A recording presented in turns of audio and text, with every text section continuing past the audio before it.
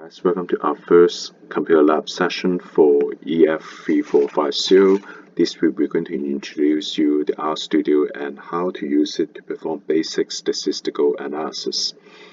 So before we proceed, let's have the software be ready if you're planning to follow this lab exercise closely. If it's not the case, you can just watch the video and try it out later on yourself. So let's move on to chat list, software check. Please download the data file from Canvas course page, and the script file might be there. If it's not there, you can check it out after Wednesday. So the data file should be t1_data.csv, and the script file, if it's there, it should be named tut_1_3450 and something after following it, and then end with .r. And please download the data file and or the script file if it's there, like to the desktop folder. Later on, when you're more familiar with RStudio, you will know that you can store anywhere and then set working directory to where it locates. But to smooth out the lab session, let's place it on desktop folder for now. So I'll give you a few minutes, a few seconds. So I assume you guys already saved the data file on the desktop. Let's run the RStudio. The first time you run RStudio, you should expect to see something like this. Console is on the left-hand side.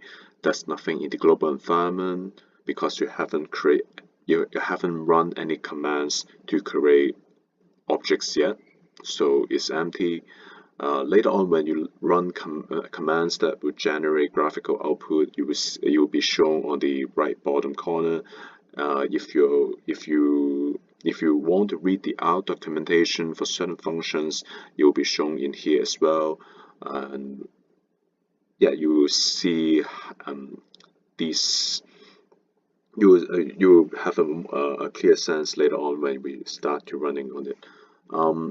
But beside that, this is not the standard way when you start to working on RStudios. Usually, you will have you will need the script window as well. Like for instance, if you have an existing working script, say this. Like you click file and then open file, and then you will open the script file, the script window. And usually you type it on script and then run the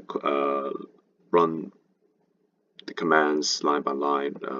For instance, you can set the working directories by selecting the line and then Control Enter. Oh, I forgot to change it should be EF user. Yeah.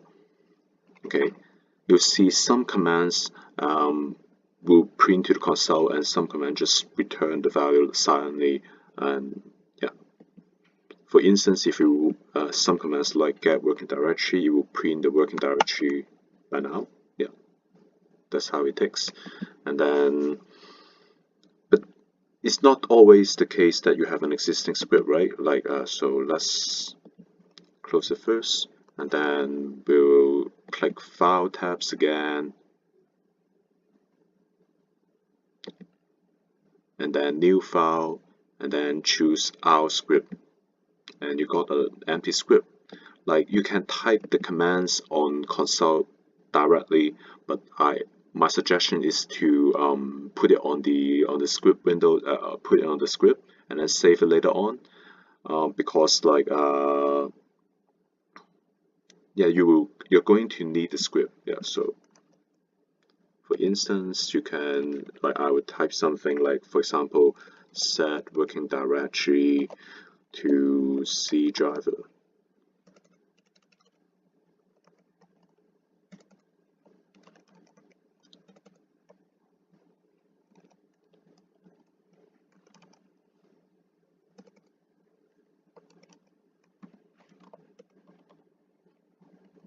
Okay, and let's save it.